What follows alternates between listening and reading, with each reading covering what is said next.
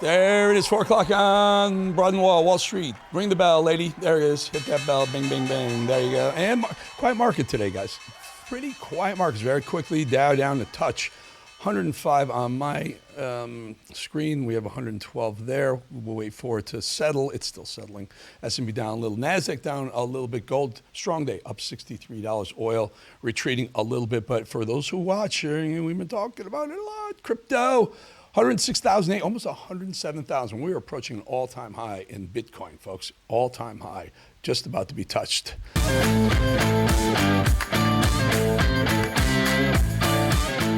Well, look at that. Walling, Tennessee. I see what you did there, Mad Dog. I mispronounced it last time. But here's what we're going to do, folks. We're going to give you that interview in full with Congressman Tim Burchett, because he literally left to go to a vote, and there's going to be a big vote tonight, late night. So that interview is very relevant right now. Here it is in full. All right, let's bring in my first guest, the member of the House Foreign Affairs and Oversight Committees, Congressman Tim Burchett from Tennessee, from the great state of Tennessee. He joins us.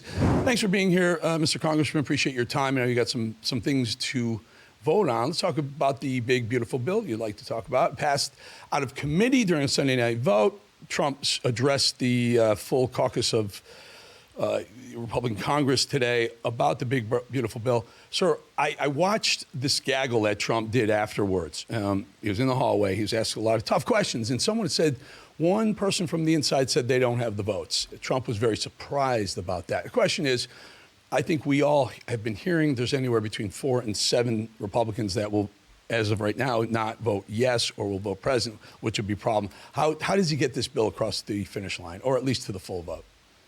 Individual attention to these folks. That generally is what happens. I still, too, remain undecided. I'm not violently opposed to it. I just had some questions about some of the numbers, some of the Medicaid numbers, and, of course, the SALT tax, so-called relief, which, in my opinion, is a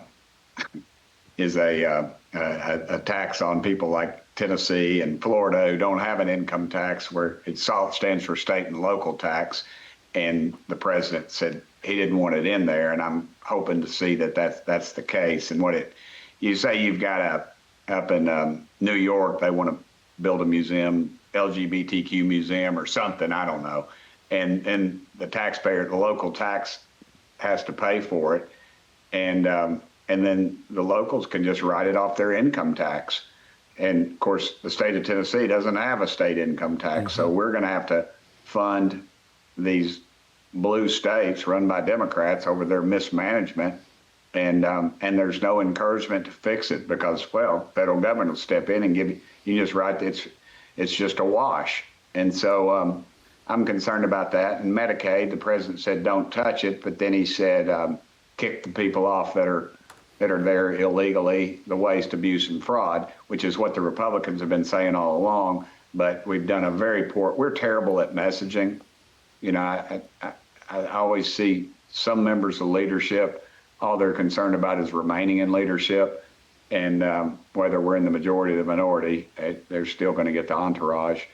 And so I have some concerns. So help me, walk me through this, Congressman, walk me through this, because I'm a fiscal conservative, as likely you are, especially when your own state has no state income tax. So by definition, you and Florida and the other non-income states will pick up a bit of the burden, not all, but a bit of the burden, because you can't write that percentage off of the things you don't like. So there's always going to be things in there. I will tell you that a lot of people are against some of the LGBTQ initiatives, as far as, feds won't pay for trans surgery, but they won't block them either, which a lot of people would love that to be in the bill. I would also. But how do you, and here it is. So a 68% tax increase if the bill doesn't pass, because the Democrats Trump tax cuts will expire. So you have an increase in taxes. Correct. Plus you won't get that big, massive downdraft in drug prices. Trump talked about it today. He believes anywhere between 75 and 85% decrease in drug prices over time. Whereas if the Democrats get their way, don't get the bill passed, then those 75%, 85% increase, decreases won't happen. You'll pay higher drug prices going forward. So you have a lot of good things in there and a couple of bad things. I'm one who believes that you have to lose a little bit to win. And this feels like you lose a little bit on the LGBTQ stuff and you win big. Well, no, in Texas. that's just if SALT. That's his SALT. And Trump said take the SALT stuff out. So on that end of it is he clears the field for that on me. It just people in New York might not be happy about it, but they've walked around and told everybody how we wouldn't be in power if it wasn't for them. Well, they haven't been too big. They weren't real big Trump supporters. And I'll tell you, people in Florida and Tennessee and those other areas were big Trump supporters, as I was from the start. So I think you'll see a lot of those things change. But the thing you got to look at, of course, is are we on a trajectory? And this is one of the first times that we've decreased the rate of growth. Now, growth is still happening, and the numbers are frighteningly high, and you're seeing us downgraded in the bonds and bond market and things like that. And so we got to pay attention to that. But the people in Tennessee would really be hurting if we do not make these. We do not continue. I wish they'd just make them permanent. I don't know why they have to put a 3-year or a 4-year safety hatch on them, and they got to come back to Congress, because all we're doing is looking for ways to spend money. If we just went back to pre-COVID spending levels, we could. Is that realistic, Congressman? Out. I've been doing this a long time, my friend. I've been doing this better part of 20-something years. Following it prior to it, but doing it on television, analyzing it for 20 years. Sure. And I used to think, and I came out of the box being a real, almost like a textbook conservative. Oh, the debt is terrible for us. It's going to kill us. It's a the national security threat. And over the years, we've gone from 18 trillion, 20 trillion, 20, 40, 35, 38. We're going to hit 40 trillion in a couple of years. And it really hasn't affected anything national security wise. So I'm almost, I kind of am in the camp where you go, okay, the world needs us. We're seeing this with the tariffs. So if you believe in the tariffs and that they're going to work, you might as well bring down our taxes so that the higher prices that tariffs are going to bring will actually be defrayed by lower taxes. And the stuff like the LGBTQ parades in New York is kind of small change. I agree with you that it shouldn't be biased towards the states that have income tax. That can be removed. But there's a lot of other vocal voices saying, well, this is going to add to the deficit as they promised not to. Your thoughts on negotiating it? Yeah, there's got to be some happy medium, but the American public wants us, I think, overall, to pay down our debt and to quit running up this stuff. Because every time Trump finds a savings, say with Doge or what have you, the war pimps at the Pentagon are going to spend it. Now, case in point. Now, look, my dad fought in the Pacific, United States Marine Corps, fought. He was in the worst of it. Peleliu, Okinawa, went to China after the war and fought the communists. My mama flew an airplane during the Second World War. Her brother got killed. My wife is a widow, and the biological father of my child was a master chief on a Navy sub. I support our military. But when we're building aircraft carriers and everybody's telling us aircraft carriers are out, because what do? You put on the deck of that thing $1 trillion worth of aircraft that one missile can take out. That's poor planning. And you put an aircraft in the air and they put 300 drones that cost them $3,000 a piece. The math doesn't work out, and there's no way to stop those drones. And so we've got to look at different strategies there. And what do? They build an aircraft carrier, and what do they tell us in our conference meeting? One of the members of the War Assets Committee or whatever starts pointing out members of Congress that this component of this aircraft carrier is made in your district. It's made. Mm-hmm. They make the missiles in yours. They make the satellites in yours. That's the problem right there. You're nailing it. Everything's a pet project. Everything is a pet project to the detriment of U.S. spending. And we're gonna mothball a lot of these big apparatus. And then you've got a Pentagon that has not passed an audit, 8 audits, and yet we continue to fund them. They cannot account for $500 billion, and that is a destroyer that they cannot account for right now at our Pentagon, and they have no intention of passing any audits. I think they do. I've heard they do, and I talk to Hegseth. I talk to Pete regularly. He seems to want to get that. As Kash Patel is really cleaning house in the FBI. it feels like, remember, Pete Hegseth's got 2.1 million people on the payroll to worry about right now. It's versus a couple 100,000 at the FBI. So Hegseth's got a far bigger job to do, but he seems ready, willing, and able to actually get the audit through. And again, as you know, sir, before you even attempt to audit, you want to make sure you're auditing the right things. You're finding out who's responsible for things, just so that whatever comes back isn't garbage in, garbage out. It's actually useful information. I agree with you. I think we should cut our Pentagon spending equally, if not more, than our other spending, just because it's never seems to ever go down. I mean, world is becoming certainly our world is and should be becoming more peaceful. I'm not sure why we have to spend $1 trillion in defense. Final thought on what do you think this thing will eventually make its way to the Senate as a passed bill? Yeah, we're making I think a strategic mistake by having the calendar committee, or whatever you call it, is going to vote on it tonight at 1 o'clock in the morning so that they can bring it up on Wednesday. I think we ought to just stay till Friday. I know, some guy's going to be judging the unicorn contest of whatever county and has to get back. But dadgummit, you pay us $170,000. Maybe that's not a lot where you live, but in Knoxville, Tennessee, it is a whole heck of a lot of money. We ought to just stay here and work. We haven't been working. We don't work. Congress never works. We just sit around and wait, and we orchestrate. We go to the floor and you debate stuff, and it's all orchestrated. That's been predetermined. Everybody knows, within 99% of the votes, we know. You never walk off the floor and go, well, that one shocked me. It's all just a show. Right, let's get on with it. It's a swamp, brother. It's a swamp. Let's do our business. And I got to go. The buzzer. I'll let you go. You want to come back and talk to you about sometime next time? The MRA, the Members Representational Allowance, the MRA. Allowance, MRI. Yeah, I would love to. I would love to. Next time. Go vote, sir, and thank you for your time. Pray for our country, and thank you for always do. what you're doing for our country, brother. It is awesome. And same to you. Thank you. All right, folks, we'll be back in 2.5 minutes.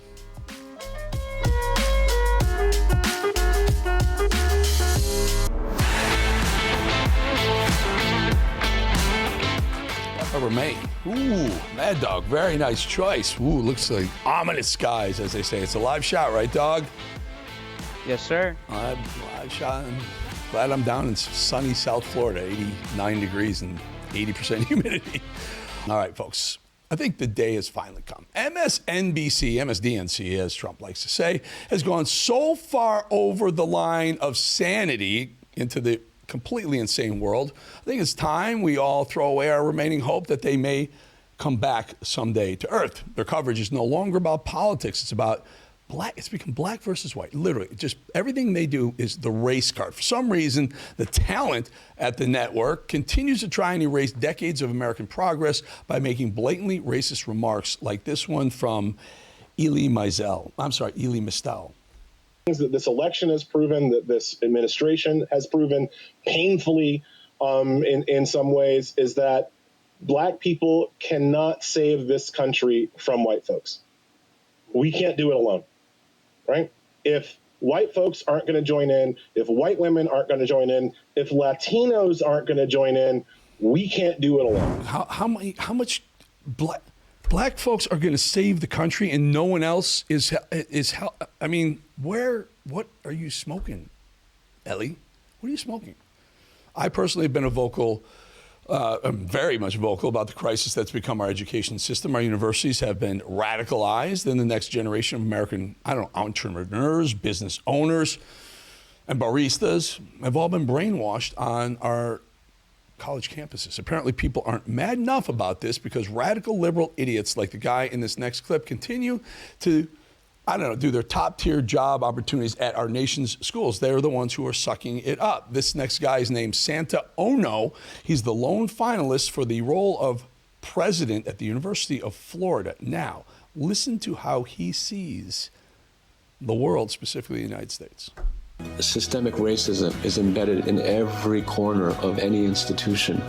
And so the only way to solve it is to have everyone doing their part. First, being truthful about the fact that there is racism. But second, actually really looking at themselves inside and asking what parts of me are racist and what steps do I have to take to move beyond that.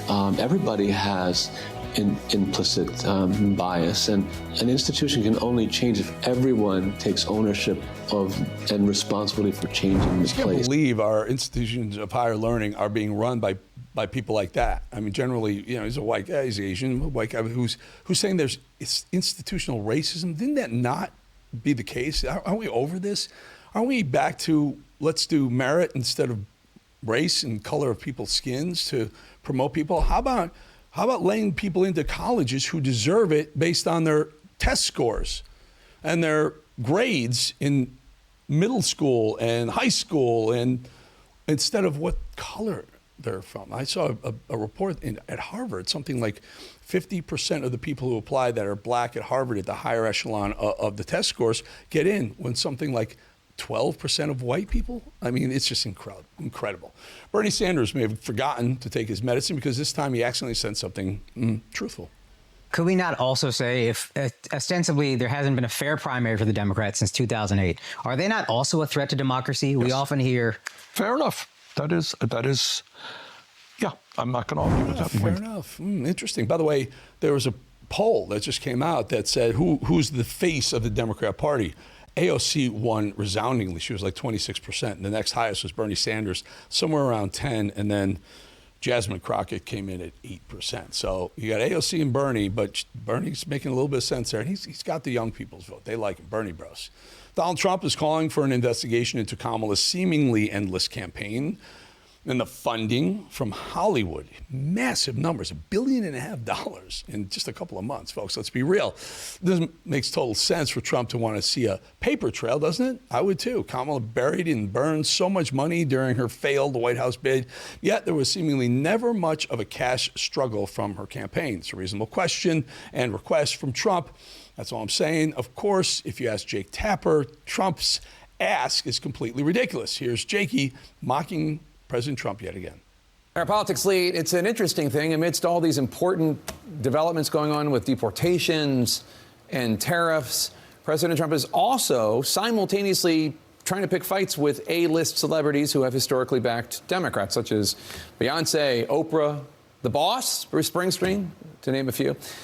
Mr. Trump claiming on Truth Social that the Kamala Harris campaign paid Beyonce $11 million for her endorsement. Yeah. Anyway, what are you worried about, Jake? I mean, you've already proven yourself to be a complete fraud, false, liar, non-journalist by writing a book about the big cover-up that you yourself perpetrated, Jake freaking Tapper, whose book comes out today, probably going to the New York Times bestseller list, whatever. A jump ruled that Trump can deport Venezuelans who are allowed into this country by El Joe, whether they're happy about it or not. Even CNN knows this ruling is a win for Team Trump. Listen to how they broke the news.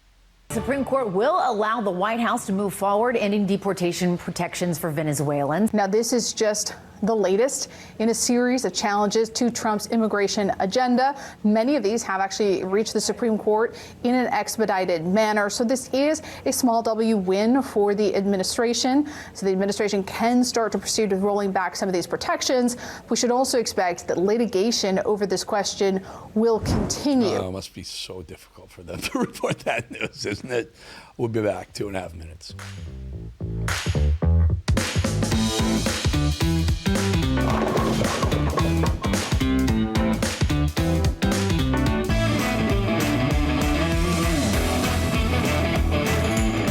Look at that shot. Mad Dog, it's a live shot of Afton, Wyoming. You know, Yes, sir. never been to Afton, Wyoming. There's a place called Four Corners, and Wyoming is one of the four corners where all four states come together, and you can actually step on all four states as you step from one corner to the next at that Four Corners area. I've never been to Afton. They have a lot of steers there. Steers and what? And cheers. Steers and cheers, because the bars are so fun in Afton, Wyoming. Is that right, Mad Dog?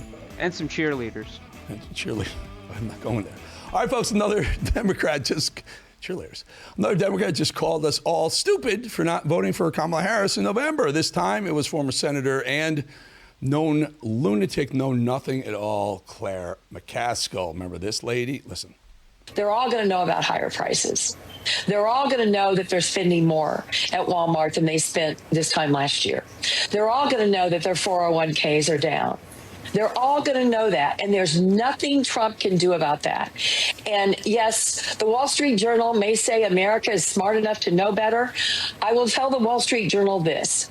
America, I believe, clearly was not smart enough to keep this guy from the White House. Someone needs to tell Claire McCaskill the prices aren't going up, they're going down. They're going down drastically under Trump, and they'll never go up the way they went under Bidenomics and Biden. And by the way, what will make the market go up? Well, when Trump's tax cuts finally get voted in, if they do, assuming they will, we have the House, we have the Senate, we should be able to get those tax cuts through.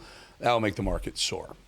Looks like Canada's new leadership is taking a much less polite approach to getting their message across, which is always a liberal message, folks.